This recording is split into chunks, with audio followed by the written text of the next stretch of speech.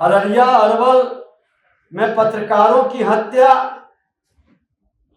और सरकार का मौन धारण करना इसका सबसे बड़ा उदाहरण है।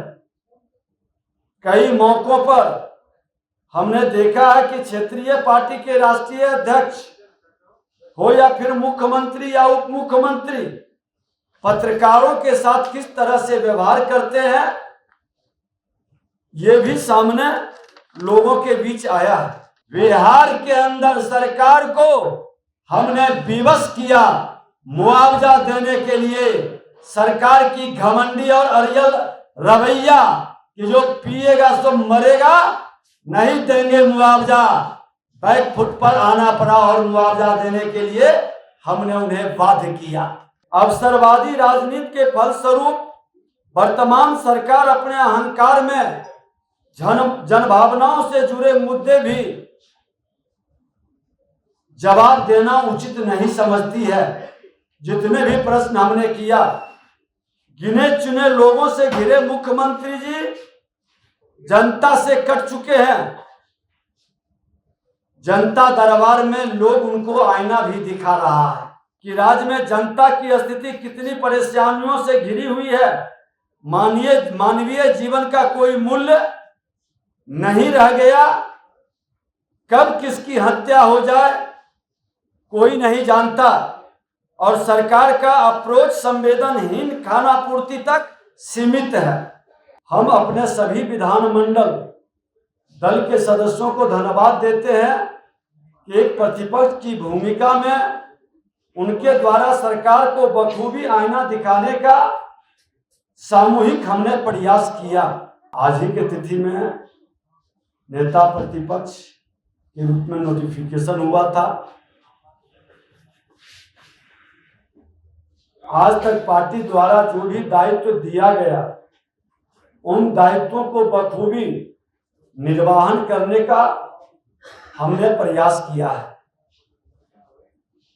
हम अपने सभी विधानमंडल दल के सदस्यों को धन्यवाद देते हैं कि एक प्रतिपक्ष की भूमिका में उनके द्वारा सरकार को बखूबी आईना दिखाने का सामूहिक हमने प्रयास किया।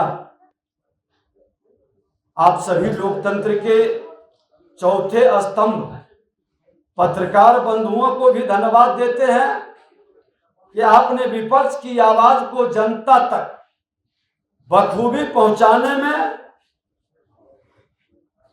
सहयोग किए हैं और सरकार ने भी चौथे स्तंभ को धराशायी करने का पूर्णतः प्रयास भी किया है। अररिया अरवल में पत्रकारों की हत्या और सरकार का मौन धारण करना इसका सबसे बड़ा उदाहरण है। कई मौकों पर हमने देखा है कि क्षेत्रीय पार्टी के राष्ट्रीय अध्यक्ष हो या फिर मुख्यमंत्री या उप मुख्यमंत्री पत्रकारों के साथ किस तरह से व्यवहार करते हैं, ये भी सामने लोगों के बीच आया है। मैं आपको आज बता दूं कि एक सकारात्मक विपक्ष की भूमिका का निर्वहन सड़क से सदन तक हमने करने का प्रयास किया। अवसरवादी राजनीति के फलस्वरूप वर्तमान सरकार अपने अहंकार में जनभावनाओं से जुड़े मुद्दे भी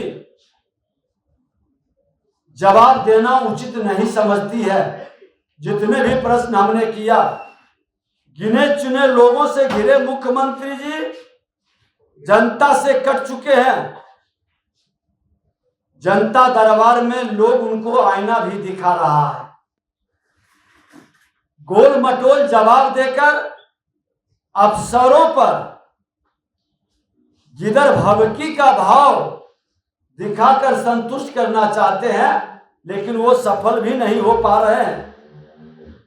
आप पत्रकार बंधु भी सहमत होंगे कि राज्य में जनता की स्थिति कितनी परेशानियों से घिरी हुई है। मानवीय जीवन का कोई मूल्य नहीं रह गया।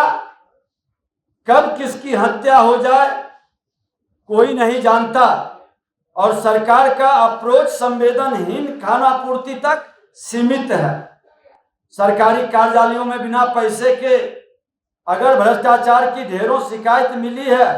आपको बताते चले कि पिछले 1 साल में हमने यथासंभव राज्य के विभिन्न हिस्सों में लोगों का दर्द साझा करने की कोशिश की है।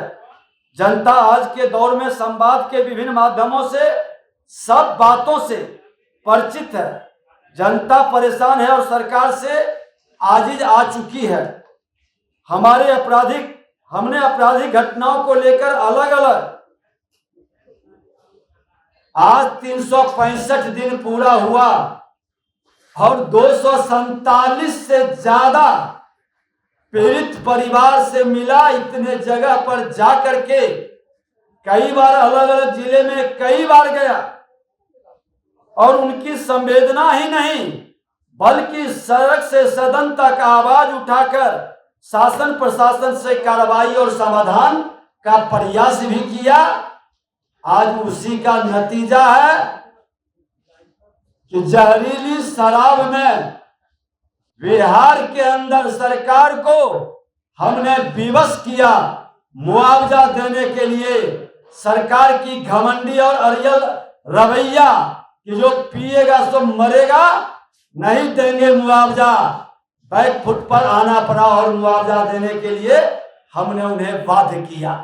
ये विपक्ष की सजगता और भारतीय जनता पार्टी के सभी कार्यकर्ताओं की जनता के प्रति सामूहिक जिम्मेवारी के भाव का परिणाम है। आज मुख्यमंत्री उप मुख्यमंत्री जी पटना के सचिवालय से बाहर क्यों नहीं निकल पाते?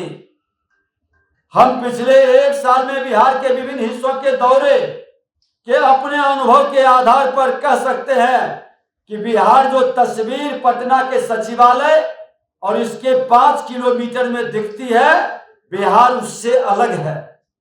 ऐसे में अगर मुख्यमंत्री उप मुख्यमंत्री अपने कक्ष तक सीमित है, उसके बाहर खाना पूर्ति के लिए जाते हैं, अपने दरबारी मंत्री अफसर से घिरे रहते हैं, ऐसे में बिहार की स्थिति का अंदाजा उन्हें नहीं है। यह हम दावे के साथ कह सकते हैं।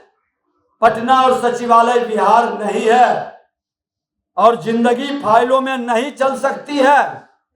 ये मुख्यमंत्री उप मुख्यमंत्री जी आप समझ लें। आप सभी सहमत होंगे। ऐसे में यह कहें कि अवसरवादी राजनीति से सत्ता में आए लोग के घमंडी अपराध पोषण और भ्रष्टाचार से बिहार की जनता बदतर हो चुकी है। जिसके लिए संभव है वो पलायन के लिए, जो बचे हैं वो भगवान के भरोसे। यही बिहार की सच्चाई है।